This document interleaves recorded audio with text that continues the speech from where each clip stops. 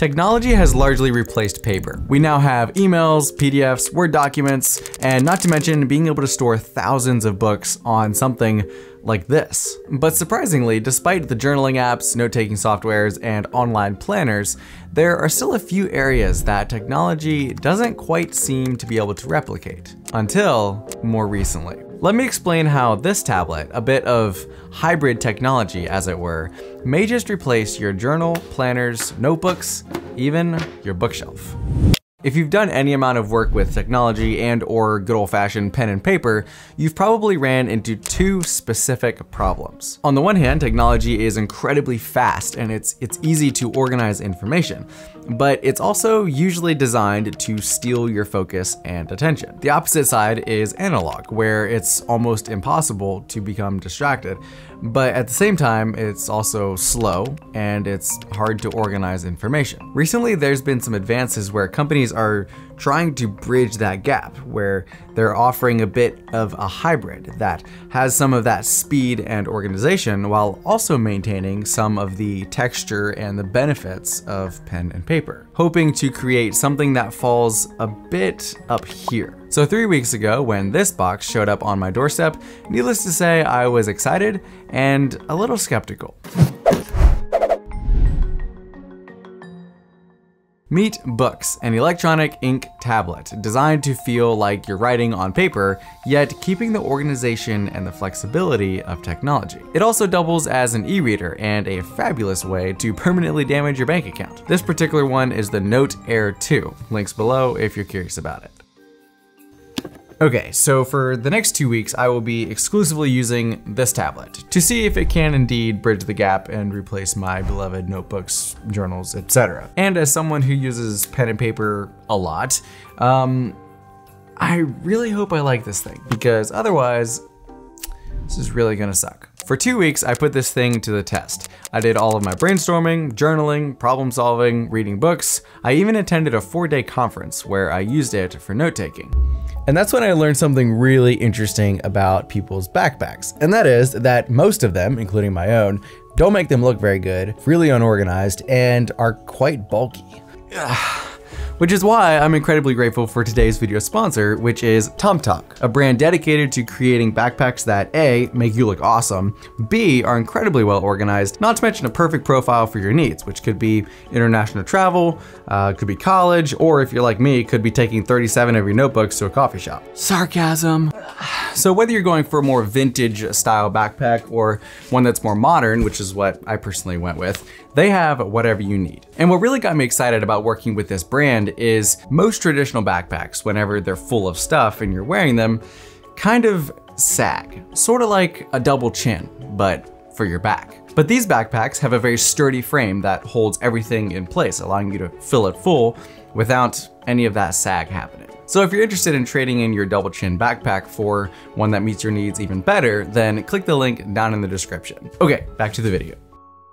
And after my 2-week experiment, I have a lot of notes that can now be stored, cataloged, even searched with my handwriting. I can access my notes from my phone, transfer them, or store them on the cloud. All of which I never do.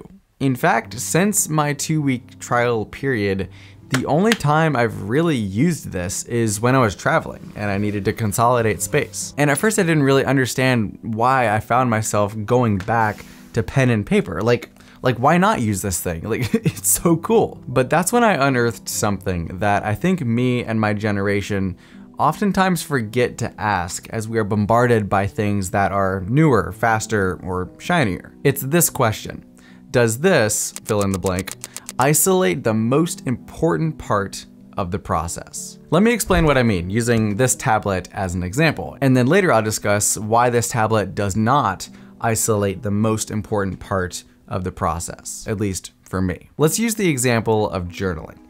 I love this tablet for journaling. I love how it feels, what it does, and how it does it.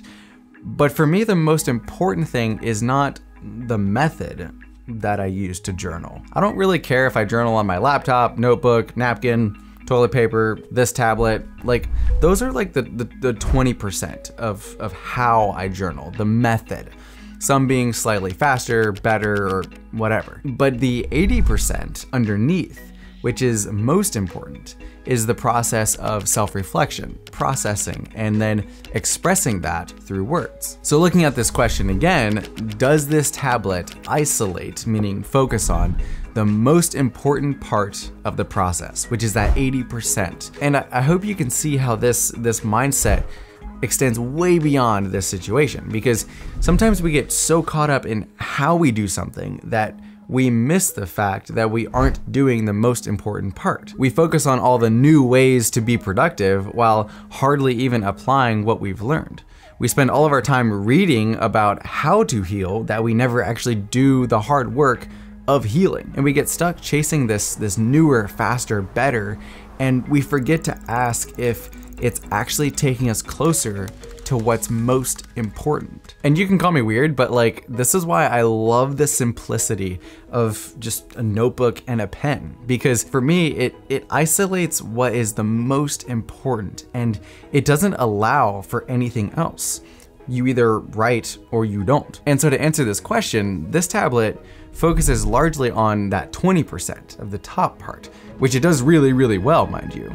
But in my situation, isn't what's most important, which for me is the process of journaling, the process of note-taking and brainstorming and doing all these things. And I'm not trying to like knock this tablet, because again, this could be absolutely perfect for some people. But for me, I found myself just getting pulled into the how.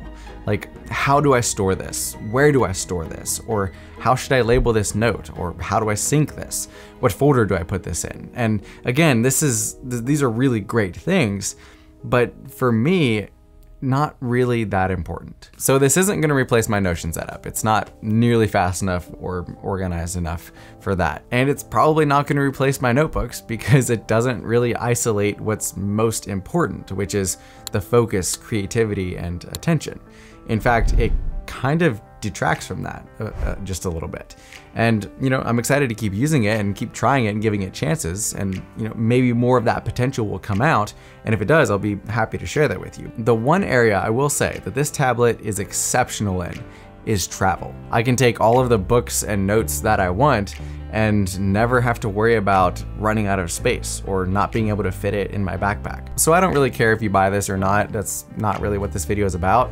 What I want you to take away from this video is a greater ability to notice areas in your life and ask, is this helping me isolate the most important part of the process? Now, if you want to put this into practice, maybe you've been wanting to break a bad habit or something, and you're actually ready to like put in the work, I can guarantee you that this video will be the last one you'll ever have to watch about breaking a bad habit.